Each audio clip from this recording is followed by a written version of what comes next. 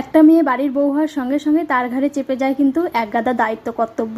প্রথম প্রথম তো সবকিছু মানিয়ে নিতে একটু অসুবিধা হলেও আস্তে আস্তে সেই মেয়েটা কিন্তু সব শিখে যায়। আমিও কিন্তু প্রথম প্রথম অনেক কিছুই পারতাম না, আস্তে আস্তে এখন সব শিখে গেছি। এখানে শ্বশুরবাড়ির লোকজনকেও বুঝতে হবে যে একটা মেয়ে অন্য বাড়ি থেকে এ বাড়িতে এসেছে, তাকে তো মানিয়ে নেওয়ার জন্য একটু সময় দিতেই হবে। শ্বশুর বাড়িতে শ্বশুর শাশুড়ি যেমনই হোক, বর যদি মনের মতো হয় তাহলে সেই মেয়েটার কোনো কষ্ট থাকে না। কিন্তু আমি ভাগ্য করে শ্বশুর শাশুড়িও খুব ভালো পেয়েছি, এমনকি আমার হাজব্যান্ডও খুব ভালো পেয়েছি।